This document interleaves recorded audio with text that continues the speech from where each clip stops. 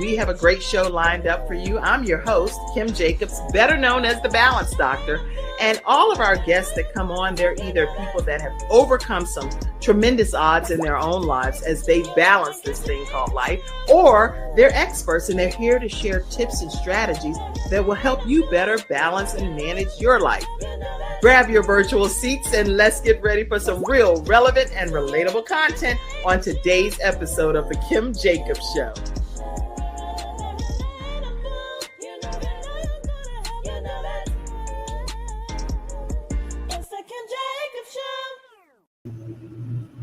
Yes, everybody, it is the Kim Jacobs Show, and we are super thrilled to be here with you today as we bring balance to the world, one household at a time. As you can see, we have a phenomenal lineup of women here. All of y'all are like, y'all ain't playing. Y'all came correct. Y'all came to handle your business today, right? Amen. I am so glad that you all are here, and listen, very glad to have you all in the virtual studio audience as well. The only way I can really acknowledge you in the audience is if you type a comment and let me know that you're out there. I try to look at all of the different platforms, but it would be great if you just type a comment or ask any questions throughout today's discussion. We're talking about how to build a bridge and get over it. Literally, I don't know if that's how you meant it, Doretha. That's the way I took it when I read it. Yeah, exactly. So you are in for a treat because many times there are bridges and obstacles in our way, and we don't really know what to do to get to the other side of that mountain in our lives. And so what I want everyone to do, I'm going to give a formal introduction of each of you, but if you would just open your mic, say your name, and say something about you, maybe something people would have never even known. Just let's go. I'm going to let you speak last, Doretha, because I'm going to introduce you. So let's go with you, Kidada. Tell us who you are. Hi, I'm Kidada. You said, what else did you need to know? I'm sorry. Kidada, like, don't be starting with me, girl. Right. I'm Kidada and I'm cute. You see? I know I'm not first. A little bit about myself. You know, I'm going to introduce you, but I just wanted to give you a chance to open your mic and say anything that you wanted to just say say hello to everyone. Hi, I'm Kidada Jones, and I'm just glad to be here. Thank you for having me on the show, Kim. I'm so glad you're here too. Clearly, we're going to have a good time, y'all, okay, as we get into this discussion, because this is a fun group of women too, not all starchy. They're going to be letting their hair down a little bit here. All right, the speaker of life over there, Muriel, tell us hello and say maybe where you're from. Let me give y'all something specific to say. Well, hey guys, I am Speaker of Life Muriel Godfrey, and I am from the south side of Chicago. I currently reside in the suburbs, but you know, I always rep where I'm from. I never forget where I came from. Something about me that people may not know. Although I'm known as a social butterfly, I identify as shy. Do you? Okay. Now, Kidada, I'm definitely the person that goes back and corrects my wrong, right? So you're like, now I hope she come back to me so that I can get a chance to say where I'm from. So, Kidada, where are you from? I'm originally from Chicago, but I am streaming live from Michigan, Lansing, Michigan. I was born and raised in Chicago, but I've been here more than half my life. So I'm kind of a Michigander, but I don't want to claim it. You don't want to claim it, right? Fully. Right. But I'm here live in Lansing, Michigan. All right. Sonia, how about you over there with your beautiful glasses on? Tell us who you are. Oh, thank you. Well, my name is Sonia Ouedraogo, and I'm often asked about that last name specifically, and it hails from Burkina Faso in West Africa. And although I didn't put that part in the book, that could be an extended story. I could talk about that, later. Well, maybe not in this interview, but I'm writing another book as an extension of this. And so I'll go in details, but I just mention it because people ask me all the time about it. But I'm very happy to be here. I am originally from Chicago and still live here out in the South Burbs. And it's been wonderful to get to know you all. Hold on 1 second. I'm so sorry. Oh, yeah. Take your time. This is about how we balance our lives. So I'll move you from the screen and let you go handle what you need to handle. All right. See that? That's how you do real time stuff right there. All right, Dr. Tamekia, how you doing?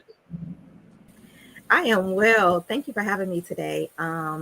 So I grew up on the south side of Chicago as well, Roseland area. I'm currently in the south suburbs. Just fun fact about me, I enjoy working out. I have custody of my 2 siblings and also my 2 children. So last year I had 4 children in high school. So Wait, what did you say you have? What siblings? I missed the word. Custody of my brother and sister, as well as I have 2 children of my own. So last year I had 4 children that were in high school all at the same time. So it's amazing. My whole head is not gray. Yeah, I'm like, what? You still have hair? And you 4 in high school? Y'all know. 4 in high school. That alone that should be a Guinness Book of World Records type of yes. 2 girls and 2 boys. Oh, the trouble on both sides. That sounds like another book. Yes. It does, Doretha. That's a different story. And it sounds like a lot of things that I definitely want you to come back on the show. All of you all are welcome to come back individually and tell your own real backstory and life story for your full hour interview with me. That is definitely a topic too for balancing our lives. How do you balance managing your siblings that you're now the parent of? Yes. All right. Technically speaking, or acting parent. It's a whole thing. So we definitely need to talk more. All right. Patience, talk to us over there with the brick wall behind you. Hi. My name is Patience and I'm 28. And I've been writing my whole life. And so this was kind of like my first step towards writing with purpose in a way.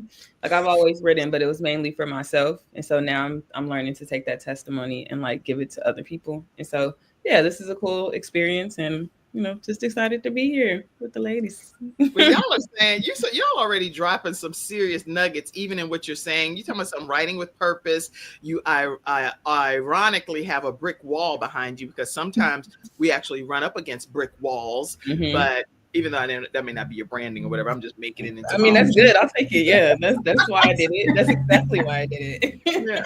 So there you have it. It's a lot that people can learn from someone your age that's still kicking it in the head and just overcoming obstacles and still determined to make a difference on this earth. So I cannot wait to talk to you more and definitely want to welcome you all of you all back individually. Okay. Doretha, let me pull something up here. I want y'all to know who Doretha Reese Wheatley is. Full of surprises. And Doretha, I'm gonna give you a chance to talk, but I want to go ahead and introduce everybody to you. You are multifaceted. Chicago.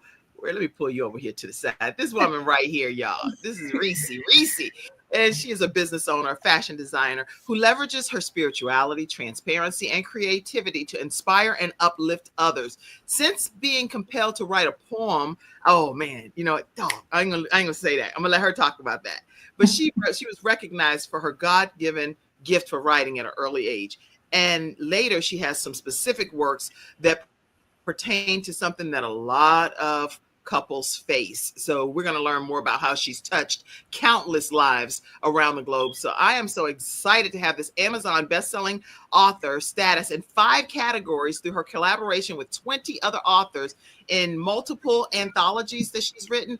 She has the Entrepreneurial Hub, and she has a motto that all of us want to learn to live by. Welcome, Doretha Wheatley. How are you? Hey.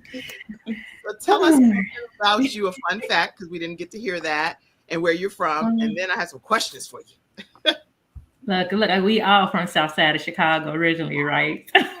I grew up in the Inglewood community, and I've lived South Side, West Side, East Side of Chicago, but my roots are in the South Side, and I currently am in the South suburbs. So I don't know. I think you just want that connect to that South.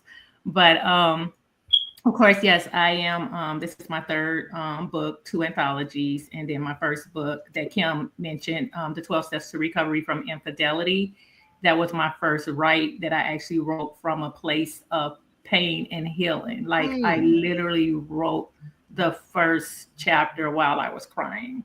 And so from there, I mean, I already knew that that's what I was called, but being a dressmaker and that being a way that I make my money, I was always torn between my gift and my call. And so I decided to trust.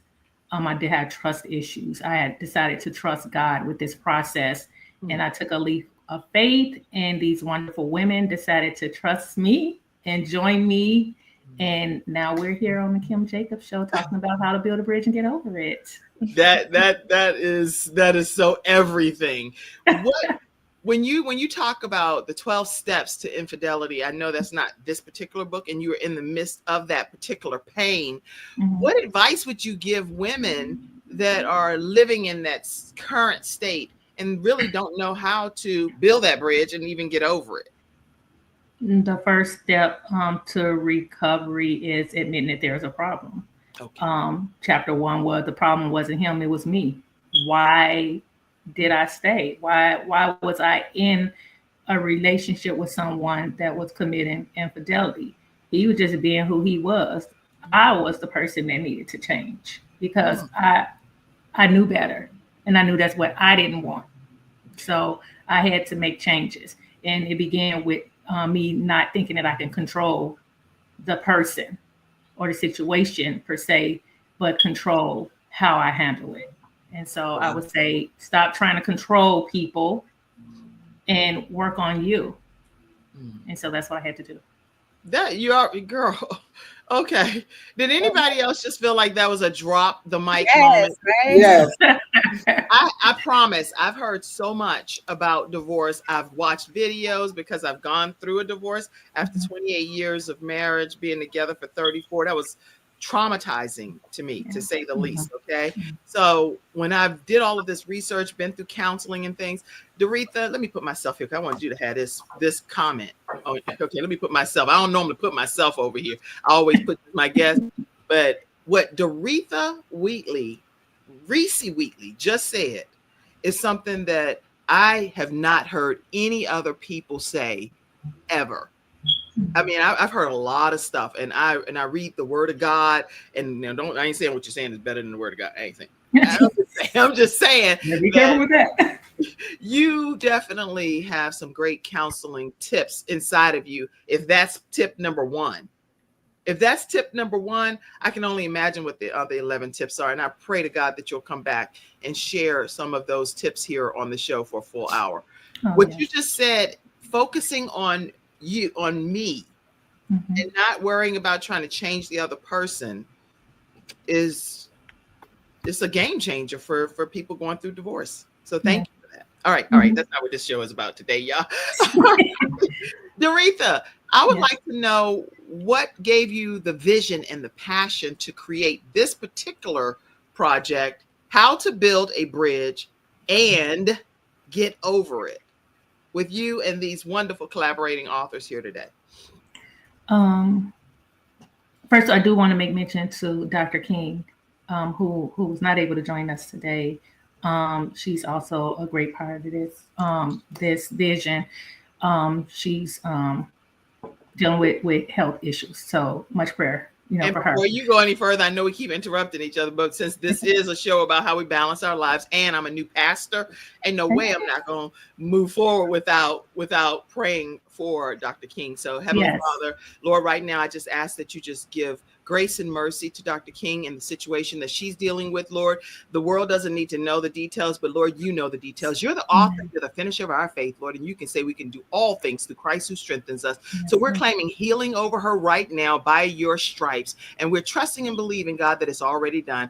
I pray in Jesus' name, and whoever's name you all pray in, you can as well. In Jesus' name, amen. All right. Amen. Go on, Doretha. Okay, so how to build a bridge and get over it. Shout out to my girlfriend, Lachelle Silas Armour. We were having a discussion one day, and I'm always having some type of discussion with someone, right? And we were talking about when people say, "Oh, you just need to get over it." We were like, well, if we knew how, we probably would. Like people say it like it's just instant.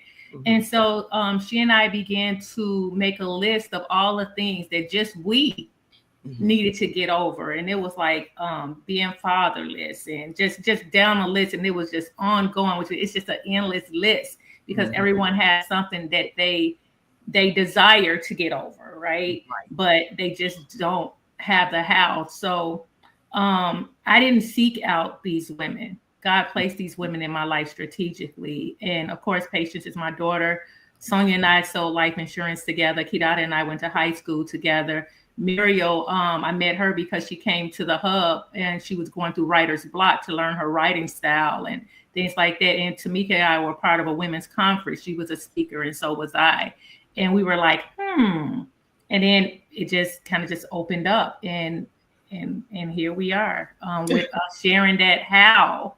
Not to say that we're completely like maybe where there are no triggers or things of that nature. It doesn't mean that when we say that we're over it, like I was sharing with the ladies, over it just means that we recognize who we are in God. We recognize that we are above and not beneath, right? That we are the lender and not the borrower, and we are the head and not the tail. That we have power over our traumas and our past experiences, that they don't own us. And so that is what we're sharing. We're sharing the how. You know, we combat those traumas by casting down, you know, when those things come, because they'll come, you know, the thoughts will come. Reminders will come. We may be in a certain place and things rise up, but we know that we have power to cast that thing down. And so that's what How to Build a Bridge and Get Over It is about. It's about those things that we had to get over that are now beneath us. Because we're crossing over to the other side. Yeah. I am so excited. Now, in the book, you have a chapter. Do you want to say what your chapter is called and what you want readers to walk away knowing? And Kidada, I know I'm calling you out. You're like, girl, don't be calling my name out. That's going to be one of your questions. That's going to be one of the questions for y'all over there. So get your mind right about that too. Come on, Doretha. What's your chapter title? My chapter is about spiritual adultery. So it's How to Build a Bridge and Get Over Spiritual Adultery. My subtitle is When Love Calls. When Love Calls. When Love Calls. The thing that I guess resonated with me most as I was writing was that epiphany of, what do you do? And it was, you either pray and stay or believe and leave. That's it. When it comes to spiritual adultery, when you start to obsess and put all your energy into people and things as opposed to God, we're committing spiritual adultery. You know, in my book, I talk about how I was a wife first to God. He said, he who finds a wife finds a good thing. He who finds a wife, not a girlfriend, you know, not it's complicated, a significant other. He who finds a wife. Well, you were a wife when he found you. You were already married and committed to the things of God. At what point did you forget that God was your first husband?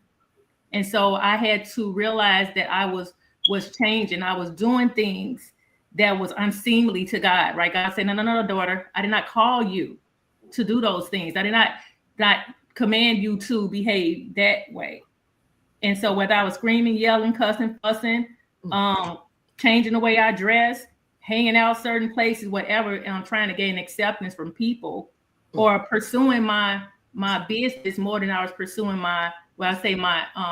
working on my gift more than my call. How about that? Then there was a problem. And I shut it all down. Literally, the doors to the hub, the physical doors were closed. And all it did is prompted me to go into another direction, because he kept tapping me and whispering to me. And he was like, girl, you ain't listening? Okay, I'm gonna shut you down.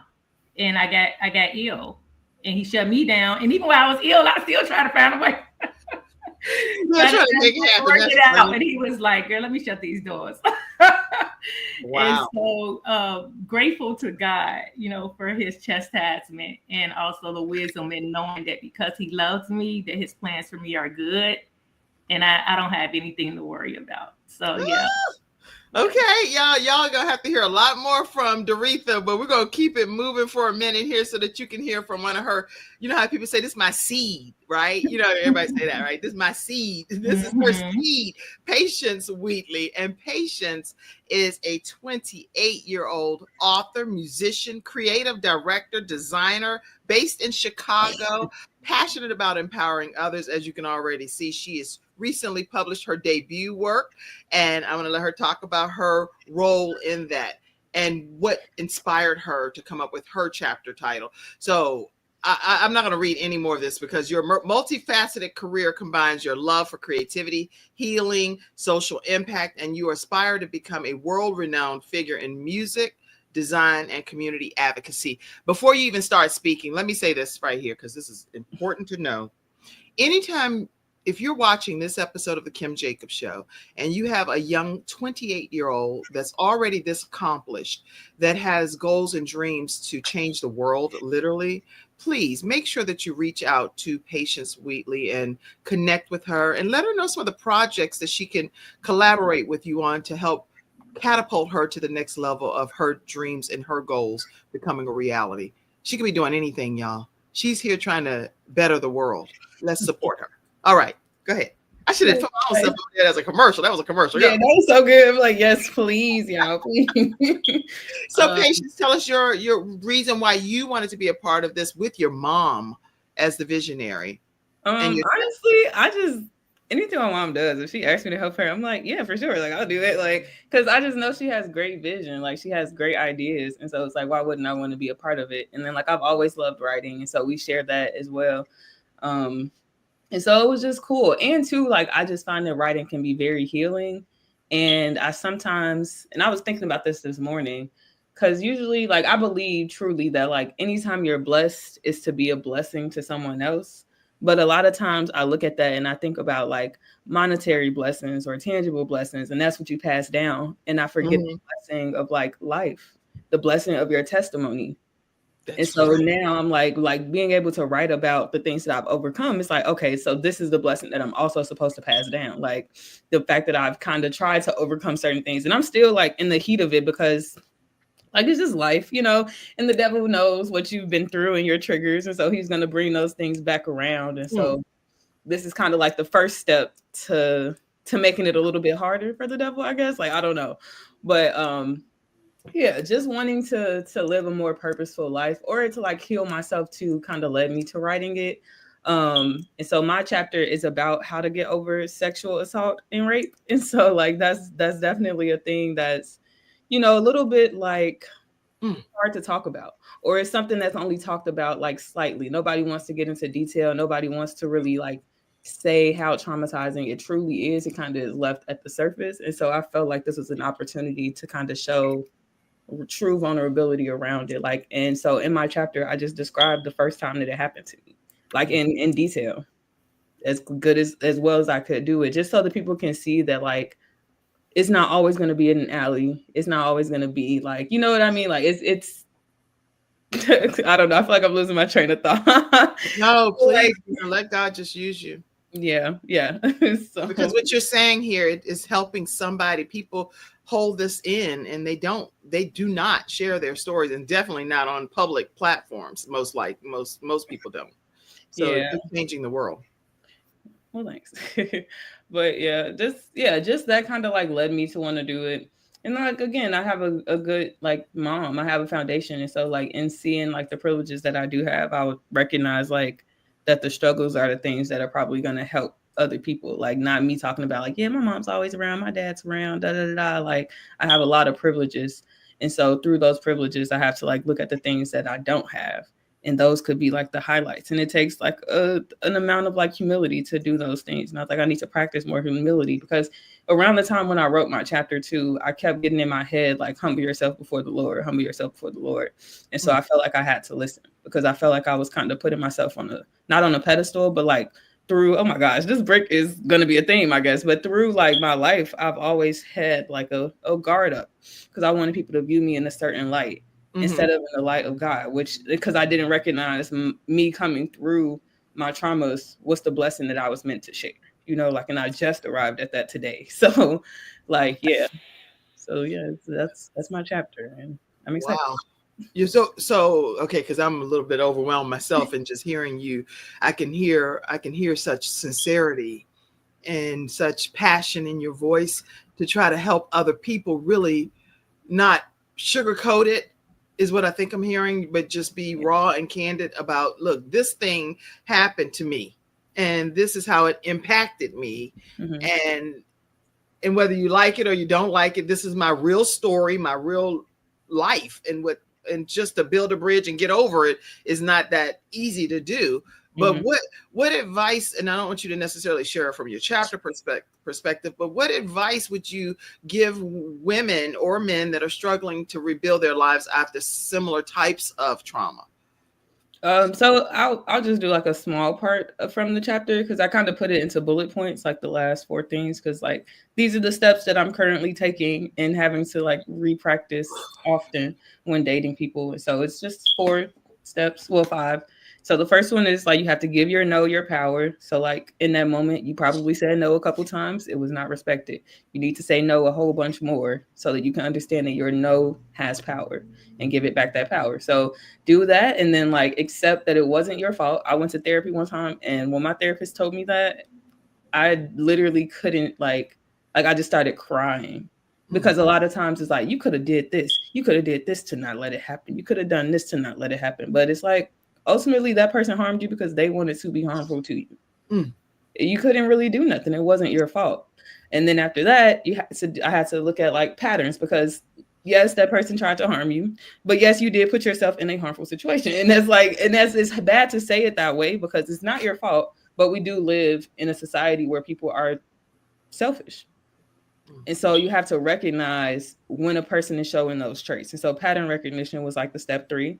And then distance from the people that show the patterns of the people who have abused you. Distance yourself from those people. Try to find better people to be around. And then celibacy, honestly, has helped. Like I go through stints of like every year I do it, probably at least 6 or 7 months of celibacy, just because I don't know. Like, I just feel like it just helps, like just to remember your value outside of, sex. And so, yeah, those are the takeaways from my chapter. You okay. Anybody, before let me let your mama speak for you. You know how you be like, just let somebody speak. I'm gonna let your mama, who is collaborating author with you and the visionary author behind this book. For everybody that's just tuning in, we're talking to the authors of How to Build a Bridge and Get Over It. And Doretha Reese Wheatley is the visionary behind it. That was her daughter, Patience Wheatley, that just spoke about her chapter of overcoming sexual abuse and rape.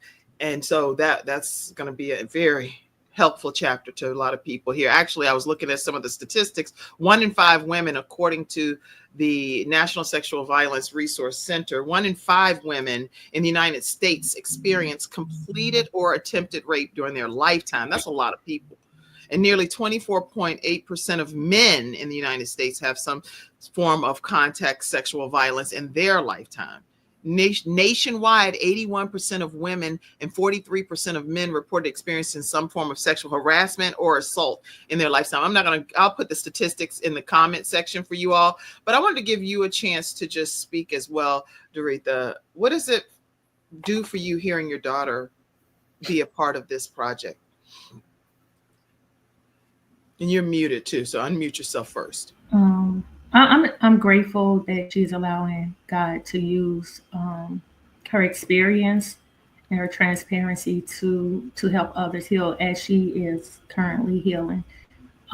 Patience is full of wisdom. She's always been wise, and she's always been dropping gems. Like we'd be driving and she just randomly say something. I'd be like, and thinking flesh and blood ain't revealed that to you, child.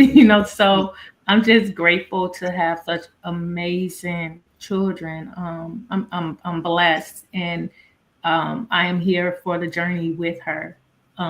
Because when I found out, I just it's painful. It's her journey, and so I am here to support her journey. So and as a mom, and I'm sure her dad and other family members, when you find out something like this from your child, what advice would you give, Doretha, to parents that are so easy to be like, oh, well, where were you? What'd you do? I mean, you have parents that go in on the child and turn the whole situation around. What advice would you give to these parents that are, because this shows about how you balance your life and what you've had to overcome to become who you are today? what advice would you give those parents? Well, first, I'm thinking about the bullet points that Patience just gave, because I too,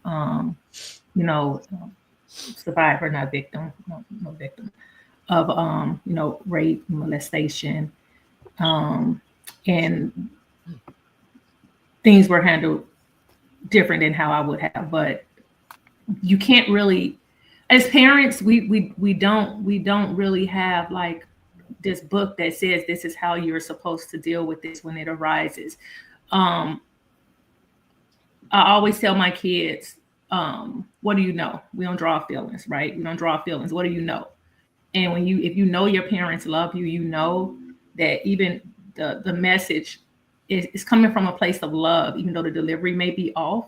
But parents, we have to be reminded that that was not our experience. It was their experience. And we need to first be silent. And we need to ask, are you okay? Are you okay? How can I support you in this? Don't make it about you, the parent. You got to make it about the individual that was harmed.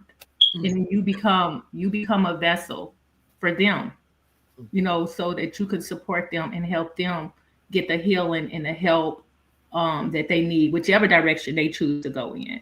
You just have to be supportive. That's so good. That is such great advice. So parents, making sure that you're not just putting the blame on the child, but making sure that you find out how can you support them and help them. And even if you've been in a situation like Doretha says, she went through something similar, but it was handled very differently.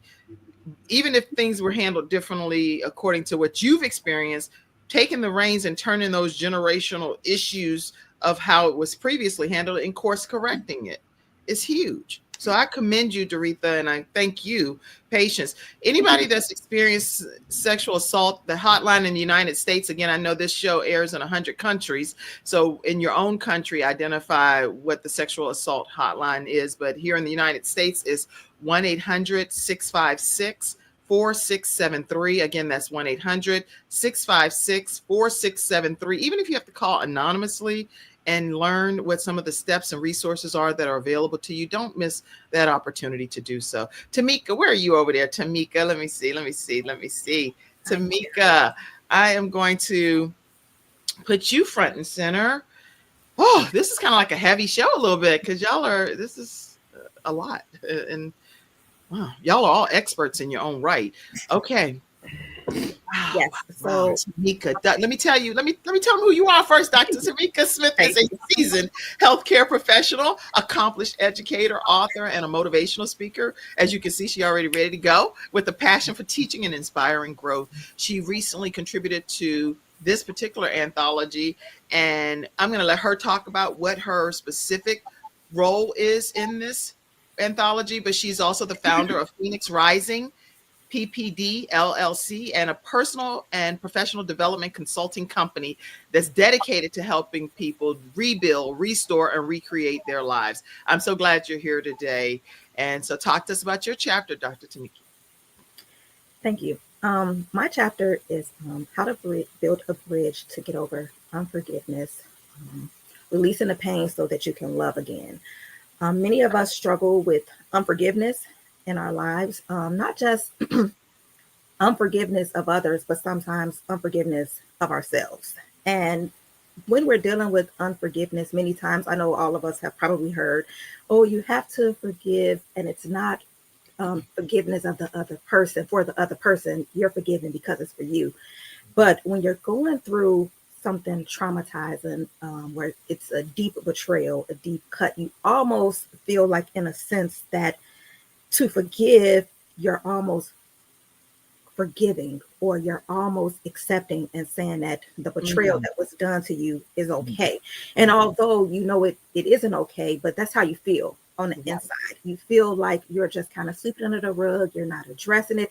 So the battle becomes within yourself, within your own mind, where you're trying to battle against yourself of, I know I should forgive, but man, the hurt is still there.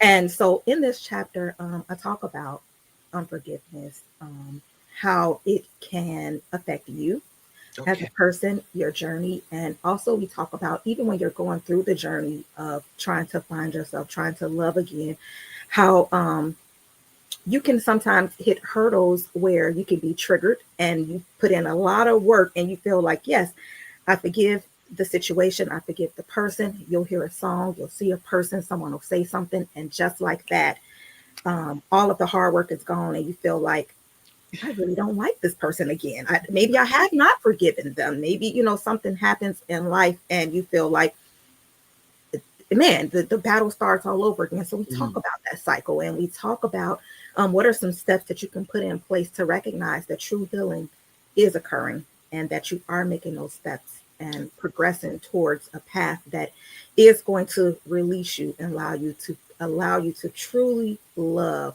again. Wow. Okay. I can't wait for any of you all to get this book, because it is going to be a game changer for you. Your work with Phoenix Rising is transformative. And I'm sure you have like various principles that you employ, but I would like to know, what is one principle that you share with your clients that are trying to just rebuild and restore their lives after dealing with unforgiveness? So, like the name of the company says, Phoenix Rising, when we go through things, there's always that opportunity to rebuild, come from those ashes, restore. It's about transforming yourself into the best version and being the best possible you that you can be. So we help you to connect with yourself, connect with your passions, and just remember who you are and who God has cast you out to be in this world. So just remembering the power and the strength that is already embedded within you. We're just rebuilding, recreating, and we're helping you to unmask and really walk into the path that is purpose for you. Y'all have like the best answers ever, and we did not rehearse any of this. It's not scripted. We're just having a conversation, everybody. And so I'm just really grateful. Right now, I see that there are several of you all here, but I just want to put this up because right now we've heard from Patience, and hers is a relentless no to love in chapter 4, and you just heard from her. And then we also had Dr. Tamekia, and Dr. Tamekia, releasing the pain so you can love again, and she's talking all about forgiveness. And so you can get these right now. I want people to know, even mid-show, Doretha, how people can get a copy of the book, because I keep popping this up, but I want to make sure this is how you want people to go to get a copy, correct? And unmute yourself first.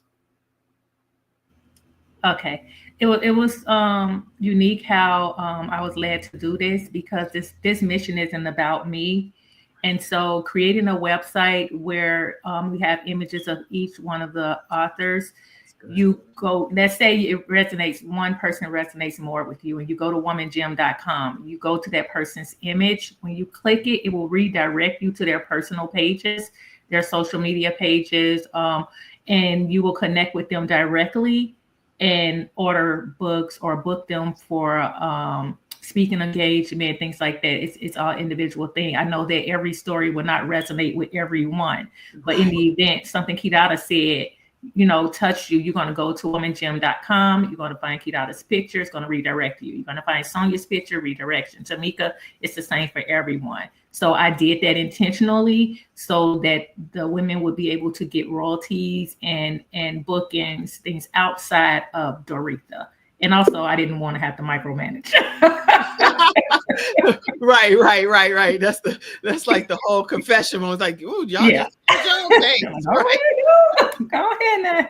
Now, let me make sure I do Dr. King, Dr. Yes. Denise King. I do want you, Doretha, to say something about her chapter as well, because I know she's not able to be here today. And then we're going to keep right on going. Okay. So Dr. King, chapter 1, A Journey to Self-Love. Her chapter is about surviving the traumatizing effects of domestic violence. So she is a domestic violence survivor, and she has a backstory of when it all began as a teenager, and how she overcame it. The things that she learned from it and things of that nature. So, of course, buy the book. You can read it for yourself more in depth, but she's amazing. And the story with how Dr. King came upon it was divine. It was all just divine. So I'm really grateful for her coming through. And yeah. And while you're talking, tell me this image, what this reflects and means. We got together to do a shoot as a group, and that 10-pound diamond is my hope diamond. And Woman Gym is something that I started, I think like early 2000s, and it's a sisterhood, and it started with a little, like a diamond, like a little like a pendant, and it looked like a teardrop, because when I would see women, I was making necklaces, and I would give them the teardrop because they were at a stage in their life where they were crying, and I just wanted to give them something that said, it's okay, your tears are being collected to form something beautiful. And from there, I ended up buying what they call the Shannon Crystal. Shannon Crystal was a paperweight, like it actually was a napkin holder that I was buying for Bed Bath & Beyond for $20. And it was like, it came in a big velvet box, and you open it up and it was like a giant engagement ring. And I was like, oh my God.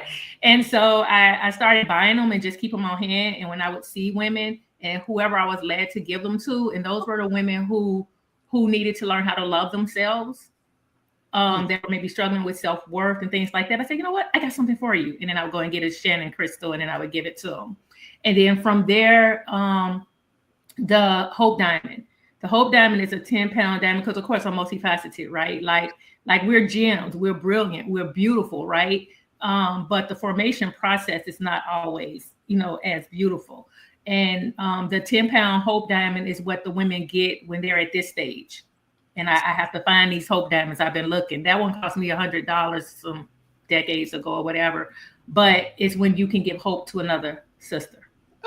Oh my God. So I'm holding the Hope Diamond, because what I intend to do with this anthology, and we're going to do one every year with another group of women, is to give hope to another sister.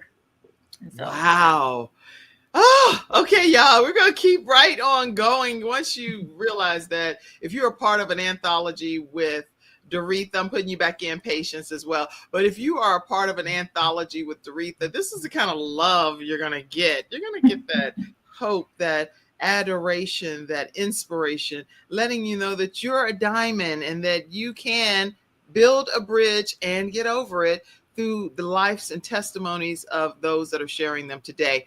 All right, let's see who can we go to next here. We have Kidada. Let's go to you, Kidada. Where are you at over there? All right, Kidada. Let's go. How are you? I love your smile. How are you? Thank you. God. Okay, let me just introduce you. You are, well, first of all, I got my glasses upside down. For any of you all that don't know, I have on different glasses because my red glasses broke. And so I was like stressed out over the holidays. My glasses broke, and now I have to use these. They turned upside. Anyway, forget it. I'm just having my own moment over here. I ain't noticed that. Kidada Jones is a proud mother of 3 and a devoted grandmother. Your grandma. She serves as the accounting director for the Michigan Department of Health and Human Services, bringing dedication, expertise, and excellence to her work. Her life reflects a beautiful balance of family, service, and creativity, evident in her passion for helping her friends, loved ones, and others that are in need. Now, she has a chapter in this book that she's going to be talking about, and I'll let her say that directly. But welcome, Kidada, and talk to us about your chapter. My chapter is How to Build a Bridge and Get Over Fear. And my tagline is, I was afraid to love her. I feel so like I'm touched right now. Even every time we would get together about this book, like I'm the crybaby of the group. So I would literally be in tears just listening to the taglines to everyone's story, and then just kind of how everything is coming together. It was like, wow, like how all the different chapters and stories just come together in this book. I applaud Reese and Letter, and especially God, because I felt like this was God touched, God given, and so for us to share our testimonies and, like you said, just encourage other women and let other women know that you can get through it, you can get over it. I get overwhelmed a lot. But cool. My story, I mostly want women to know, with my story, like a lot of people said before me, you have this fear of, you know, you're going through your day to day, you're a wife, you're a mother, you know, you're trying to just take care of everyone else, and you may forget yourself. A lot of us, I think, you know, that's kind of what happens. We forget ourselves in trying to be that nurturer and be that wife and everything else. And so it's, you know, encouraging others to let them know, you know, you can take that step and set your boundaries and, you know, make sure you love yourself and take care of yourself enough to know that you're worthy. So that's the main thing that I wanted to convey in my story. I actually give honors and, you know, give it up to my family and friends. There were people in my life. I wrote this story. I told Reese it was more therapeutic for me. I was actually in the midst of a divorce at the time I was writing this. I had been with my husband 31 years. From the age of 16, I was with him. And so I was writing this in the midst of, and so it was very therapeutic for me. And I'm like, Reese, I don't want to be, you know, and all this stuff you're trying to push me in. And I just wanted to, you know, I'm grateful and glad to be a part of it. And she's like, no, you gonna be okay. How you gonna, you know, do this? You no, you'll be okay. We got your back, sis. And so here I am today. And that's why I said, like, still just the fear of, no, you know, I didn't want to be out there. I just wanted to, you know, I'm grateful to be a part of it. But I'm glad that she encouraged me. I'm honored to be a part of this project. It's been a long time coming. So, and I give honors, like I said, I had a friend of mine, she was like, you have a testimony. That's and right. You really need to get out there and, you know, share it with others. You have a testimony. My friend Trina Lewis. And she was like, shout out to you, Trina. Shout out to Trina. And so she, you know, she encouraged me to go ahead and tell my story. So that's where I am today. I'm so proud of you. And now when you think about the fact that you admitted, I have had some fears of my own, what is like a step that you took to overcome your own fear? At least give us one step that you personally implemented to overcome your own fear. And what would you advise other people to do to take that first step, whatever that first step may be? It's just taking that step out on faith. You know who has you. You know the one that made you and created you. So you know that he got you. You know, when you take that step out, that's just like I mentioned in my chapter. You know, what if you do succeed? You know, what if, you know, everyone is afraid. Like I'm afraid of public speaking. You probably wouldn't know that, you know, but that, you know, I had being an accounting director, I had to be in conferences and be in front of people. And, you know, so it's kind of how God will push you out, you know, out of your comfort zone and be like, I know I need you to be bold and courageous and get out there and see what happens. You know, that's you right. Let your light shine. You know what I'm saying? So many times, again, with my book, you dim your light, you know, for other people to be able to shine. And that's not what should happen. You should also let your light shine. So you better believe what I would say. You know what? Can I just share real quick that? Please. When Kidada was writing her chapters about getting over fear, but I told her that everything I see is about courage. And so it's about being courageous and taking that leap of faith. And I'm so glad that you chose to take that leap with us. Thank you. I'm so glad you did as well, because so many people are going to be blessed when you get a chance to learn how to get over fear just by reading in Kidada's chapter. And the way that you can get the book, I want to make sure you constantly know, if you have not already gotten the book, go get it today, womangym.com. Each of these collaborating authors will have a page that you can click on and support their particular purchases. And so go to womangym.com and get your copy today. Wow, I'm really excited about, let me move this for a minute here, but I do want to put your image up as well. And you are chapter 2. I was afraid to love her. Oh my gosh. Once you learn how to love yourself, there is no limitations to what you can become. So I'm so grateful for your chapter. Okay, doctor, let's see over here. The speaker of life, Muriel Godfrey. How you doing over there?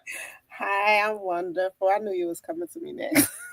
Y'all have the best smiles, and you can just feel your spirit. Let me before I even go back to you, when you were talking about letting your light shine. As a new pastor recently, I did a message, and I was talking about letting your light shine, and I gave everybody in the service a tea light, and I said, listen, we should be like cities that sit on a hill, and people often wonder, and they're like, what in the world is happening up there? To the point where we're able to encourage people to learn more about Christ and to accept Christ because they're seeing the light shine through us. So I just want, I don't pull this out on every episode, but this is an episode that I would say, thank you for letting your light shine. If I could tag each of you, thank you for being a city on a hill and letting God use you today. All right. Let's see. Let's go to Muriel Godfrey. And sometimes when I have this many guests on, we do go a few minutes beyond 12. So don't touch that dial. Well, don't touch it, y'all. We got another one coming up right after her too. Now, this is Dr. Muriel Godfrey. She's an author, speaker, leader, and dedicated to inspiring others through her personal testimony and her faith-filled journey. She's a wife, a mother, and an advocate for healing and self-acceptance. She's passionate about sharing her stories of resilience, transformation, and divine purpose. I'm not going to go through what she's going to talk about because she's going to talk about that in a minute. But through her books, her ministry, and her voice, she encourages individuals to embrace their healing, walk in purpose, and prepare for the overflow of God's promises. Okay, talk to us, Dr. Muriel, with the beautiful smile and spirit. Thank you so much for this opportunity. I call this like my Revelations 12 and 11 project. You know what I mean? Because it's like I have overcame, and this is my testimony, and so many times, during the journey, there was the opposition, if you will, that tries to talk you out of it, to try to get you not to go forth so you don't get to the testimony. And I'm just so grateful to be amongst amazing women who are a part of God's kingdom to encourage and push and just be there for each other, right? So I don't forsake the assembling of God's people. So I'm excited to be here. And my chapter was how to build a bridge and get over childhood trauma and healing the little girl to become the better woman. And so in my journey, I my husband and I have a ministry. We have a ministry called Forever Soaring and Elevating. And God gifted this ministry to me. And during that time, I'm just like, I try to, and I apologize to God for this, because I kind of did it like when I came on here, you talked about like not dimming your light, right? And so I said like I'm shy, but people call me a social butterfly, right? That's because I'm comfortable being in the back. I'm comfortable celebrating others, right? But God says, come to the front, let your light shine, because I gave you the light and I gave it to you to shine. So when we're not in our proper position, it can not only be brutal for us, but those who are supposed to be connected to us. So in that journey, I had to learn how to be this woman that God was saying that I am. And so during that journey, I'm like, well, what is it, God? Because I don't see what you see. Help me to see me the way that you see me. Right. And in that journey, I had to realize there was a little girl that needed to be healed. Right? What we go through, we're not battling flesh and blood. You know what I mean? That's These right. are principles and principalities and darkness in high places, and they try to hold things illegally. I had to go back and free that girl. And in that journey, once I did that, it's like God's like, okay, you're not done. There's others, because no one's going to step to the opposition of the enemy like how I will have you come. So I need you to stand 10 toes down on my word, bring my word, drop my word on it, and move the way I have called you to move. And it's a lot for me, right? But I know it has to be done. This is not about me, but it's going to take me, because God's need to empower women. And most women have dealt with some things that are unimaginable. But it started with me. So how do I free me? So in my chapter, healing the healing a little girl to become the better woman. Yes. I have to talk about how I got here, right? We have to understand that the perception of a child is important, right? Because I had the wonderful parents. I have the, wonderful parents. I had the people around me, but the way I was perceiving the things that were happening and taking them in and allowing certain things were, and it was making me not be able to grow as a woman, because these toxic things that I was holding on to were not, they were not worthy of being held on to. This was not love. This was not who I am, but these are some things that I learned growing up that I saw, right? So that conversation to have with the child is important, right?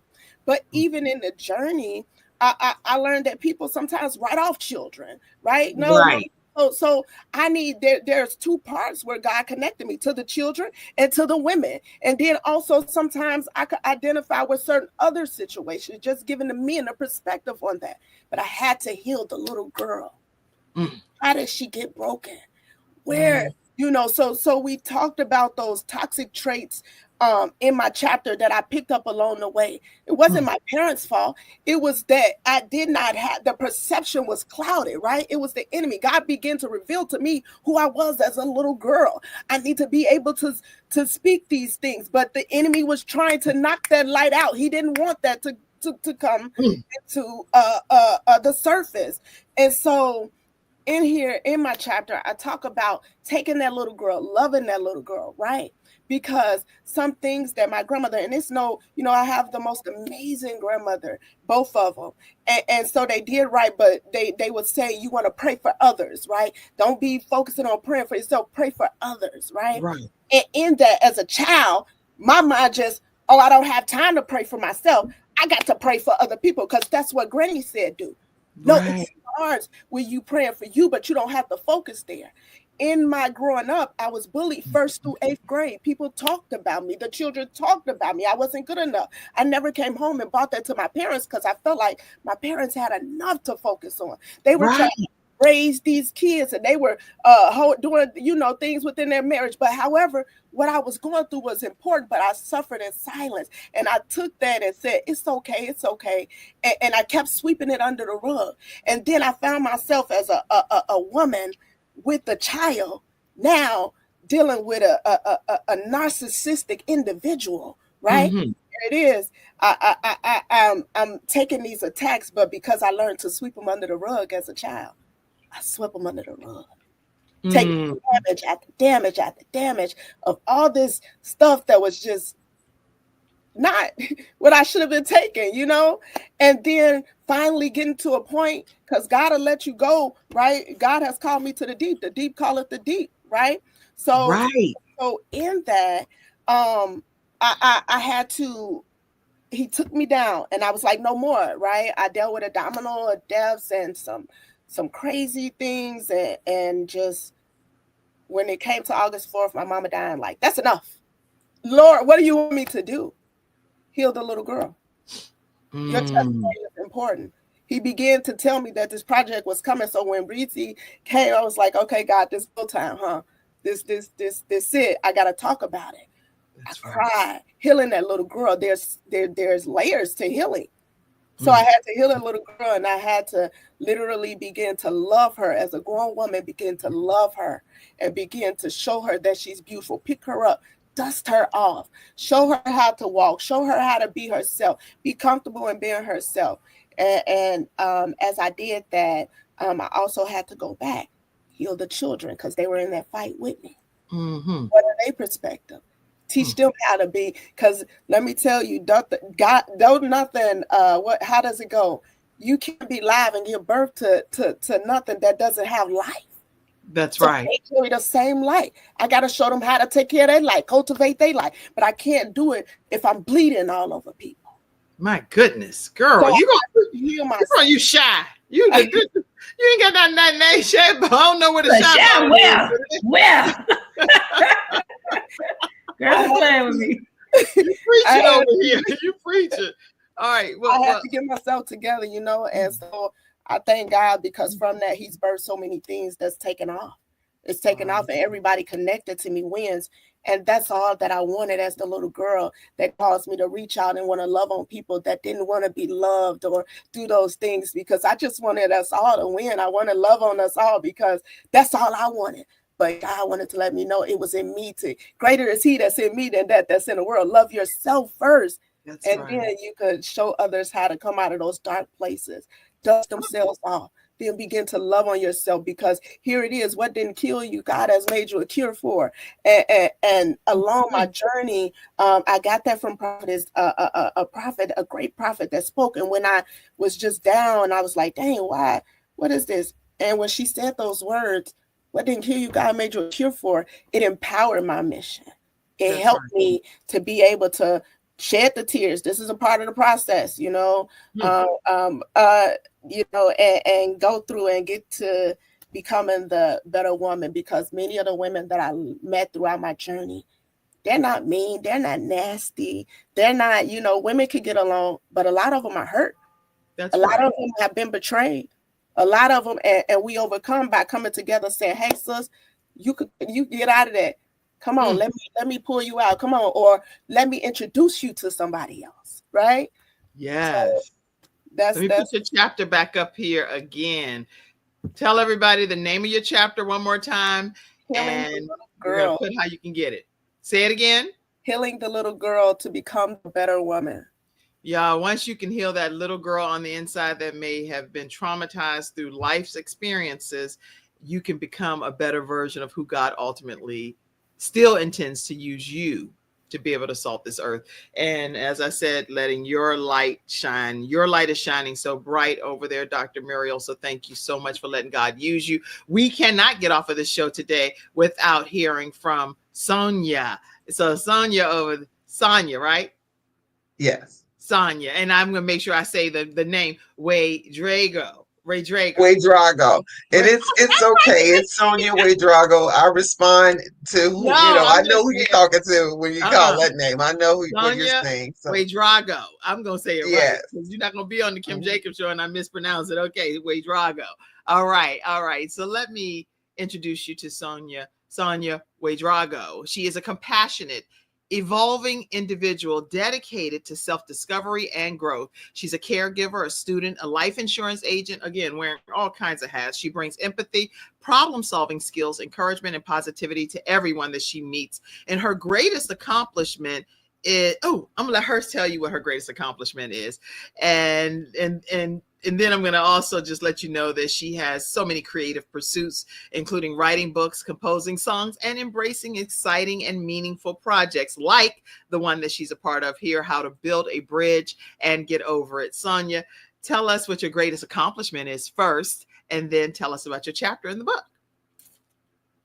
My greatest accomplishment is having produced an awesome daughter.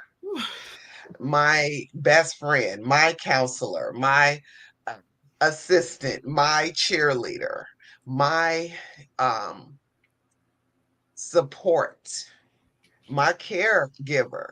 She is everything that I think any mother would want in a daughter. She is smart. She is ambitious. She is kind. She is fun, smart, loving, a wonderful mother. So I thank the Lord so much for her. And I always say to her, because she now is a mother to my 6-year-old granddaughter, I was like, I hope that you experience the wonderful blessings that you have been to me from her. And she already is, but I just want to encourage her. Like, it's hard when they're young, but as they get older, they become your friend. They become, someone that you're proud of. And that's my greatest accomplishment. Oh, I love it. Now tell us about your chapter in the book and what made you write that chapter. Well, my chapter is How to Build a Bridge and Get Over Self-Abandonment. My tagline is Losing Her, Finding Me. Now, how I came up with that one, and I went through several different ones, and truth be told, I tried to get out of this project. I told Reese, I can't do it. I'm still getting over it. I can't write about this and I can't write about that. But she encouraged me that we're all still getting over things, and that which I've been able to accomplish, that it'd be worth it to share with other people the steps that I have taken and what did work, and even share what didn't. So I started at the beginning, because when I say self-abandonment, I basically got to a point that I couldn't tell you what I wanted, or, what would be an ideal life for me. I Okay. basically conditioned myself to just, be happy and content with the people that I love being happy and content.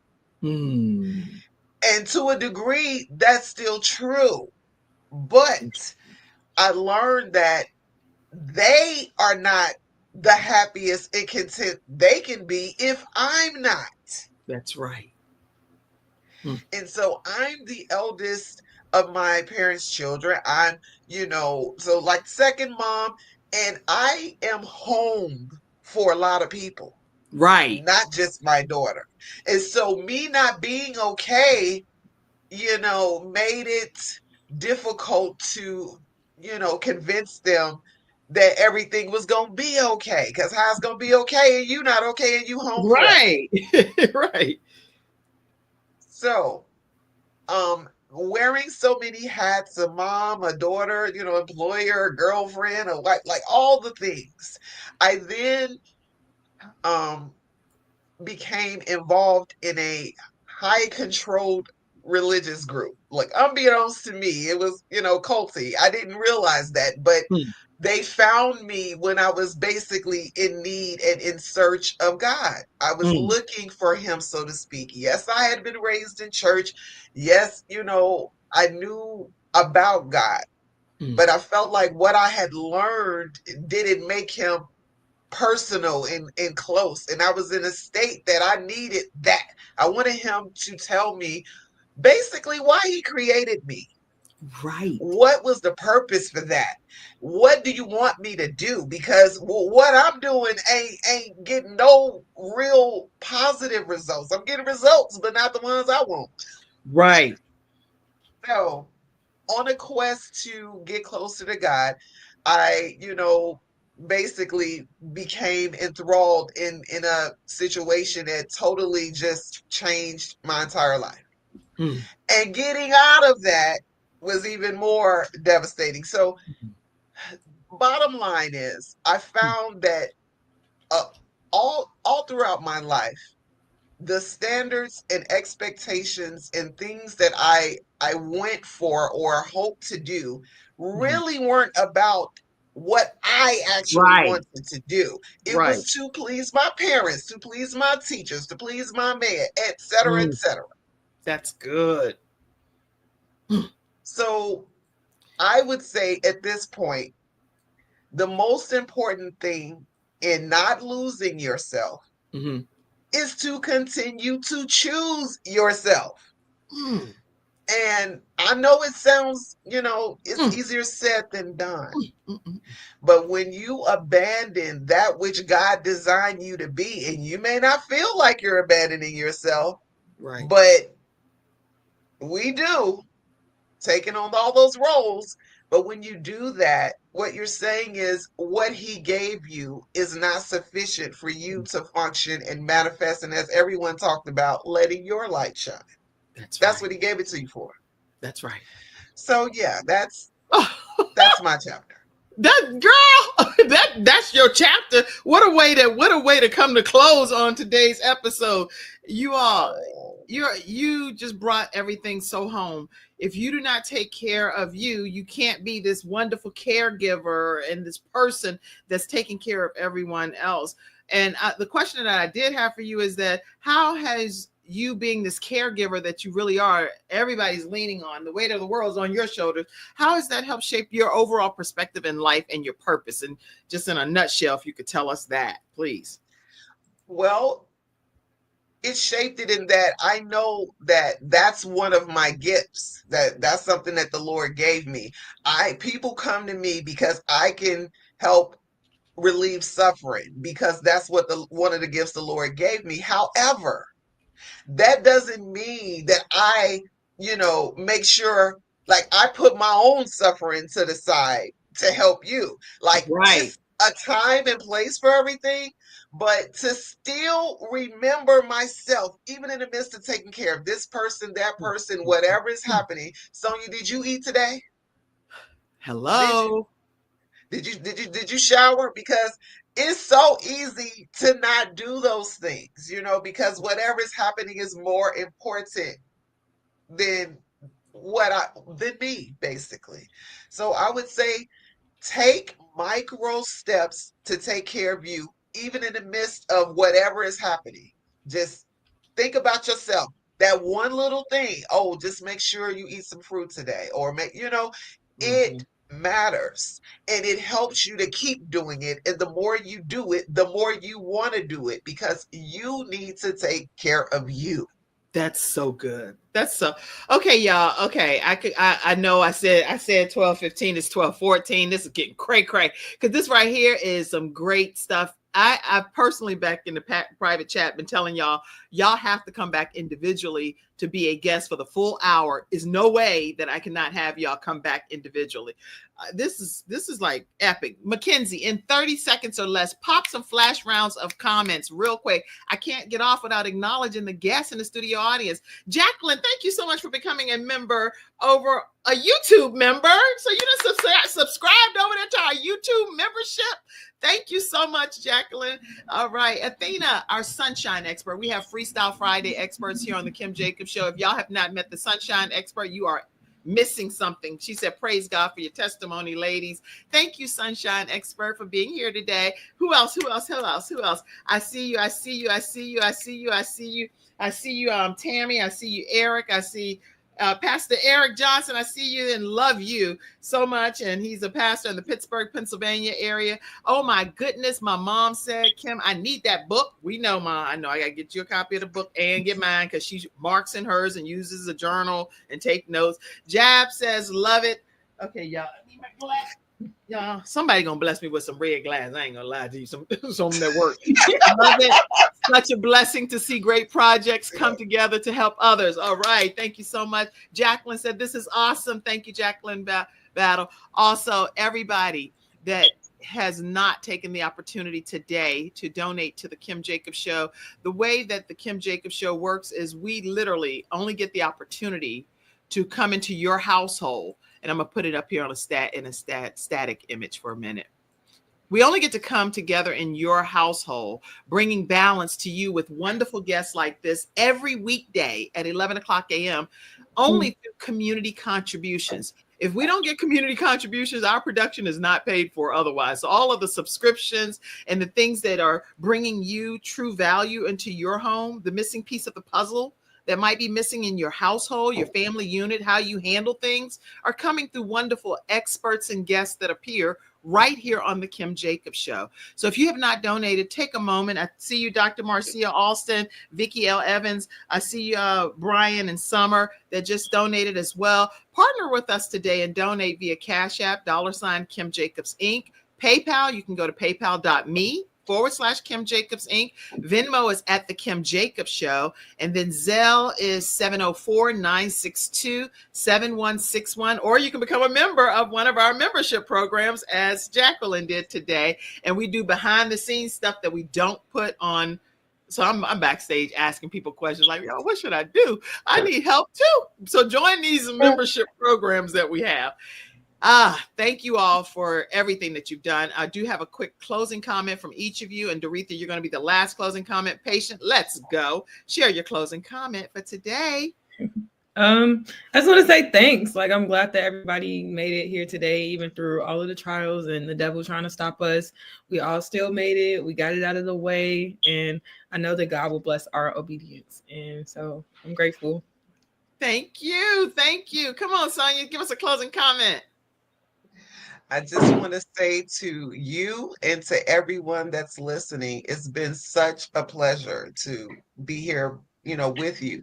And like Patience said, yeah, it was a lot to even get here, but we're all glad. And we hope that this book bless you as it has blessed us in creating it and sharing it with you. Absolutely. Dr. Muriel, give us a closing comment. Thank you. A resounding thank you, first of all. My comment is that no matter where you are in your healing journey, you are worth the healing. Continue to go forth and remember that those who wait on the Lord, He shall renew our strength and we shall mount up like eagles. Amen. Woo-hoo! All right. Come on. Is it Dr. Tamekia? Give us your closing comment.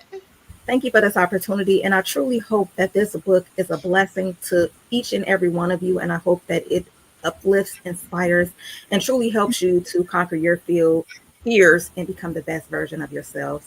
Thank you. Absolutely. And you're going to close the show out, Doretha, but I do want to give everybody one more chance. If you do not have a copy of How to Build a Bridge and Get Over It, for real, like getting to the other side of the bridge, you want to go to womangym.com. I have a lot of podcast listeners on iHeartRadio and Spotify and Amazon Music and different things. It's womangym.com. Womangym.com. You're going to be able to get a book from any of these authors. They'll sign the copy and send it to you, whether it's Dr. King. I don't have it in order, but I see Patience here, and I see Dr. Tamekia. I see Kidada, and I didn't put yours up, Doretha, because I put that other image of you up, but I have Dr. Muriel, and then I also have Sonia as well. And then the main visionary behind this entire project is Dr. Doretha Reese. Doctor? Ooh, okay, I claim that. I'm trying to, you got Kidada didn't give her closing remark. You ain't getting out of that. Kidada didn't give a closing remark real quick. Oh, yeah, please. Where's Kidada? Girl, I'm glad you said that. I would have been so hurt. You know what? I'd been backstage crying if I did that. You know what? That is tremendous leadership. Oh, no. Thank you. Thank you. Kidada, Real quick, I know you were trying to wrap up the show. No, thank you, Kim, for having me here. I'm just proud and honored to be a blessing and a vessel for the book, and I appreciate you guys having me on the show. Thank you. And give us a closing comment too, because I want it to be one from you, because you talked about that fear. We got to get a closing comment about fear. Tell us. Just know that, with faith and with God, you can conquer, and just be courageous and just be willing to step out on faith. Thank you. Thank you. Did I forget anybody else? I don't want to forget anybody, because y'all are unforgettable. So it's not, trust me, it definitely is not that I'm intending to do that. Okay. Anybody else that I missed? All right. Come on, Doretha, close us out. Just so grateful for your spirit and for your obedience, Kim, that allowed us to be a part of this wonderful show. Grateful to all of the ladies that journeyed with me with this anthology. And I just pray that everyone who is listening actually got some gems, and that they would support each and every individual that is involved in this project by going to womangym.com, clicking their image, and showing your support by purchasing a book or booking them for speaking engagement. Oh, yeah, I love y'all. I love y'all on the panel. I love you in the studio audience. Love you, Mackenzie, backstage. Thank you for showing Thanks, up. Mackenzie. Yes, you did that, girl. You did that. All right, everybody. Love you all. See you to Monday through Friday, 11 o'clock a.m. Eastern Standard Time. Go get your book, Womangym.com. Thank you for tuning in to today's episode of The Kim Jacobs Show, and for being in the virtual studio audience. Your presence truly does make a difference, and I look forward to you bringing your friends and family to join you in the virtual studio audience Monday through Friday at 11 o'clock a.m. Eastern.